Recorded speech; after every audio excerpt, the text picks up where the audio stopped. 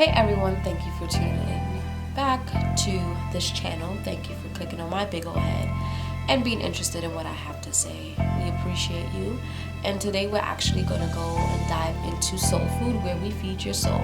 And today's topic is called the Battle of the Kingdoms.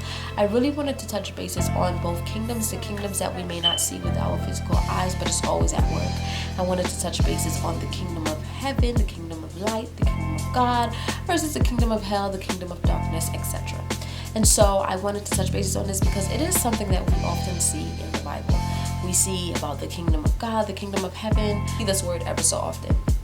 And I just wanted to touch bases as much as I can in the little couple of minutes that we have on this video. And if you're interested, which you are, because if you wasn't, then you want to click on this video, keep watching and let's dive in. So, per usual, if you see your girl looking down or not looking at you, it's simply because your girl is in her book. And I have to do that because your girl don't have the best of memories. Best of memory. And so I have to look at my book ever so often. So let's get into this video, shall we? So I really wanted to touch base on the kingdom of God. That if we were to ever look in the dictionary or try to define what a kingdom is, we will all come to an understanding and say that the kingdom or a kingdom is simply a territory, a country, or a state governed by a king. And so there is two kingdoms. There is the kingdom of light and there is the kingdom of darkness. We can call the kingdom of God the kingdom of light because God himself is light. His whole entire being is light. When he created the heaven and the earth, and his very one of the words and commands and decrees that came out of his mouth was, "Let there be light," I believe that he was overpowering the darkness that was already on the earth. And so we see that even in the Bible, it said that the Spirit of God hovered over the face of the waters. This world was dark. He transformed this world, amen, with his very presence and his very essence. So we know God as light and we know his kingdom as light because that is who he is. And anything that has to do with darkness, we are comparing it to evil, ignorance, and all of that stuff. So the kingdom of God is governed by a country that is not of this earth, is governed by heaven, and the kingdom of darkness is governed by some place, of course, that is not of this world, and it's governed by hell. I'm from, just so you guys can understand it just a little bit, I am from a little island called St. Lucia. St. Lucia was originally, well, not originally, but it was colonized by the French and the British. And so there's a lot of things that we have taken from both of them. We are a Creole speaking country, which means that we speak broken French because that's something that we took from the French colony. And we have a lot of things that we still do, like from the British. We still drive on the right side of the road.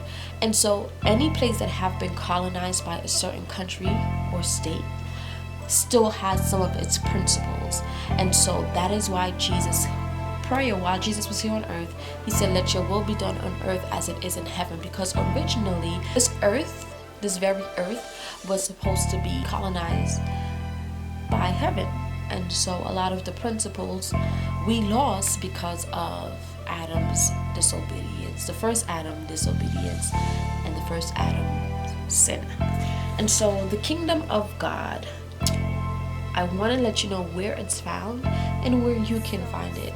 I think for a very long time, everyone have been trying to find the kingdom of God. They have traveled out of space and all of these things. They have even tried to find the Garden of Eden. Anywhere that they can say God is, they want to find.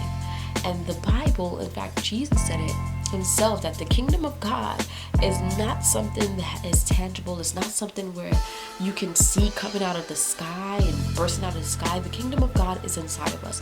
And so when we look at Luke 17:20-21, Jesus, this is what it says: "The kingdom of God does not come with observation, nor will they say, 'See here,' or 'See there.' For indeed the kingdom of God is within you."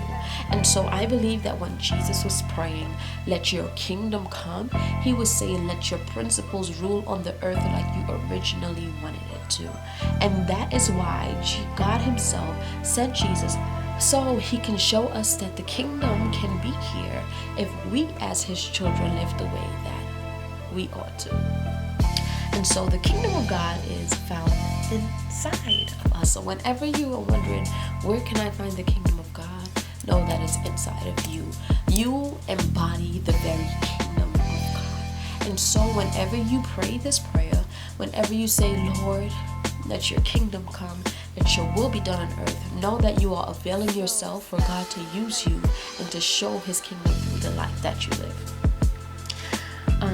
The kingdom of darkness, we know that it exists. If we were to translate the word into Hebrew, there's a lot of words in Hebrew that relates to darkness. But one of the words that I want to focus on today is Shashak. That's Chashak. And this specific word in Hebrew means misery, destruction, death, ignorance, sorrow, wickedness, anything relating to that. It means darkness. And so when we're thinking about the kingdom of darkness, we know that it has to relate to either one of these. And so a lot of my prayers recently, and for a while I should say, has been, God, deliver me from darkness, deliver me from ignorance, because ignorance is a form of darkness, and ignorance is not who God is, and we know God is light. So anything contrary to who God is has to do with darkness. The kingdom of darkness aims to keep you from the truth. Why does it aim to keep you from the truth? Because it is contrary to the kingdom of God, and we know God himself is truth. We know that anything contrary to the kingdom of light is the what? Kingdom of darkness.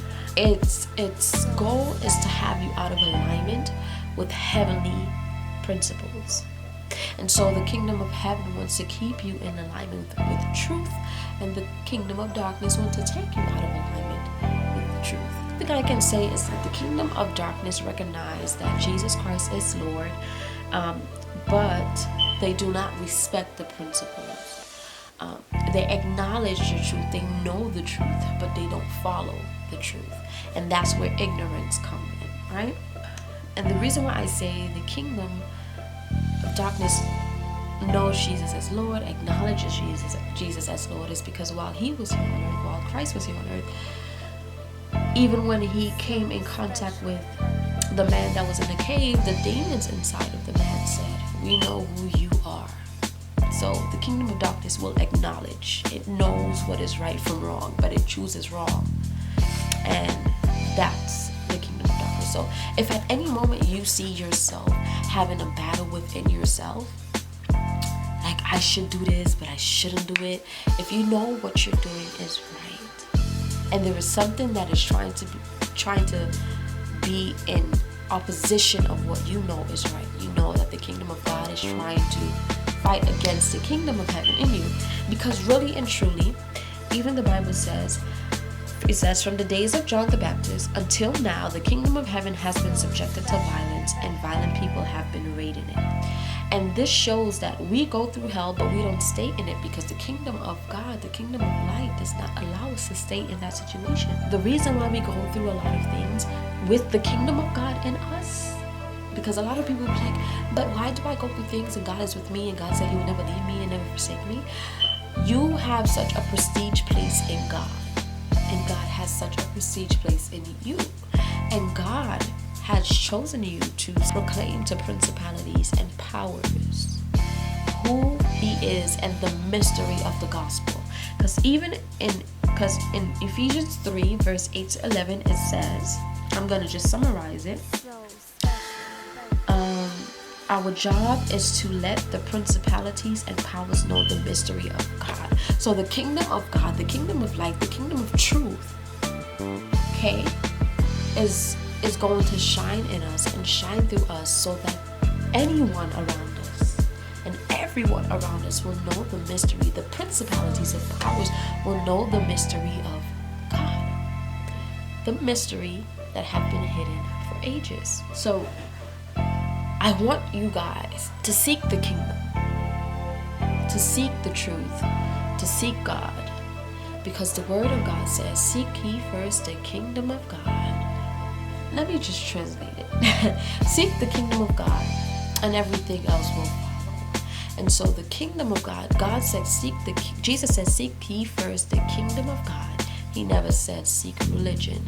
I don't want you guys to mix religion with kingdom, because it is two different entities. I've always said this, and I will always say it, that God values relationship over religion. And God desires you to seek kingdom, not seek religion. Because what religion will do is put you in a place where you feel you have authority to judge people outside of that religion. And we cannot do that. We operate in love and we operate through God. And God chooses not to judge people, but love people. And so whenever you find yourself in a state where you're judging more than you're loving, you know you are groomed by religion and not groomed by kingdom. So today, let it be your duty to seek the kingdom and be groomed by the kingdom. In other words, to seek God's principles and be groomed by his principles. Jesus had to pray that God's kingdom will come. Why did Jesus have to pray that God's kingdom will come? Jesus had to pray that God's kingdom will come / be revealed, because after the sin and disobedience of Adam, the kingdom of darkness, the kingdom of sin, the kingdom of oppression overruled the hearts of man. And so everything that man did was not governed by the principles of God or the kingdom of heaven. And the kingdom of darkness oppressed the lives because of the decision of the first Adam. But the kingdom of light freed people because of the obedience of the second Adam. And when we speak of the second Adam, we are speaking of Jesus the Christ. So what Jesus' obedience did was open our hearts to the truth, open our hearts to the light, and open our eyes to see the kingdom of God inside of us. So the kingdom of light wants to shine in you, wants to shine through you, so that others would understand what heaven is really like. And so I don't want anyone rather, to get so excited to reach a place up there and you're not showing it down here. We should be excited to reach heaven. We should be excited to go to heaven, where there is eternal peace and rest and joy. None of the sufferings like here on earth. But if Jesus himself was willing to show heaven here, and we are his followers, then we ought to show heaven here while we are here. So today, we know that there is two kingdoms, the kingdom of light and the kingdom of darkness. The kingdom of light and the kingdom of darkness. We know where the kingdom of God is found. It's found in us.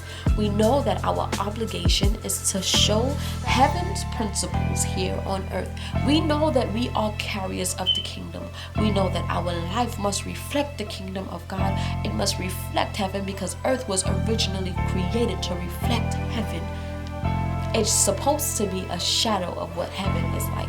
And so every person who accepts Jesus Christ, every person who has surrendered their heart to Jesus Christ or given God a chance in their life, should be a holder and a carrier of the kingdom of God. And so today, I encourage you to seek the kingdom first, to seek God's principle, to seek a relationship, and everything else will be added. I hope you guys enjoyed this video. It was rather short, but yeah. I hope you guys are loving the soul food. Remember, you are a carrier of the kingdom of God. Stay tuned for the next episode. Remember, God is love.